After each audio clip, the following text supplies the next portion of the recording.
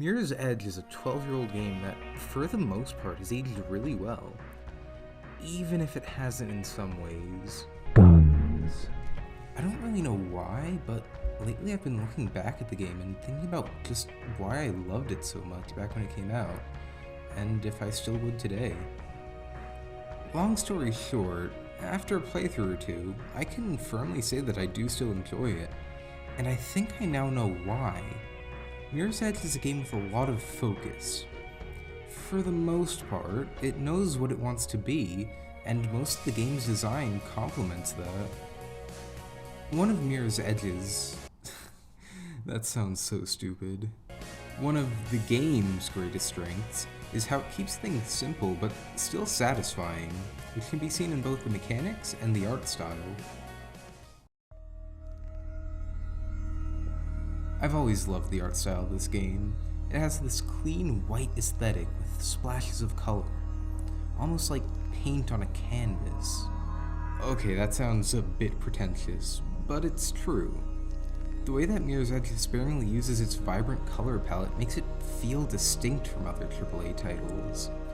In a way, it almost has this high-end indie vibe, at least to me. Then, alongside the visuals, the soundtrack comes in to make a complete package. When it's present, it's a calming, minimalist track that helps you take in your environment. When it's absent, you're left alone with just the distant sounds of the busy streets below you. The mix between these two instances just creates the world that's not only immersive, but, in a way, enveloping. A lot of the time you're in this beautiful, colorful city alone. It's your playground. In a way, it just adds so much to the game. Even if you're not paying attention to the plot and you're not sure why you're somewhere, it can be entertaining enough to just explore the visually engaging levels that DICE created. Talking about exploring the vibrant cityscape of Mirror's Edge, the game gives you a few ways of going about that. For a parkour game, the movement mechanics are actually relatively simple. You have running, wall running, jumping, wall jumping, sliding, shimmying, swinging, and climbing. That might sound like a lot, but that's only 8 methods of moving around. And the most impressive part is that it's all accomplished using only 3 buttons. Other than WASD, of course. Sometimes you do need to interact with objects though, so that brings the button total up to 4. How overwhelming. On a different note, this game does fall into the mid to late 2000s trend of QuickTime events, but its take on them isn't that bad. Some areas that would normally be QTEs in other games, for example this train area, are actually fully in-game. And then when there is a cutscene QTE, it puts you back in the game to make your move, using already existing game mechanics, similar to how Tomb Raider Underworld did it.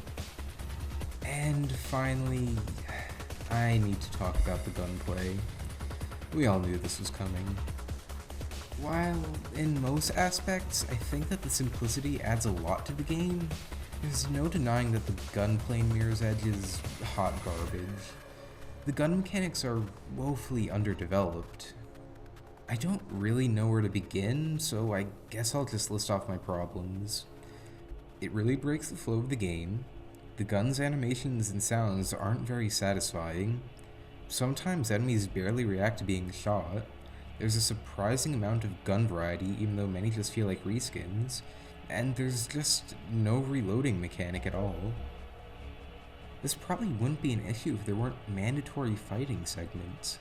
In fact, Mirror's Edge even has a mechanic of highlighting enemies that you pretty much have to dispose of. To be honest, it's not a huge problem, but to me it just stands out from what's otherwise a pretty perfect game. Also, do not, I repeat, do not enable physics in any combat encounter involving glass. Mirror's Edge feels like a bit of an anomaly in the modern gaming landscape. I know that it's now over 10 years old, but many of the trends seen today were taking shape back then. Mirror's Edge didn't need extra things like skill trees or an open world tacked on. It showed that a simplistic yet thoughtful approach to game design could create something extremely compelling. And I really appreciate that.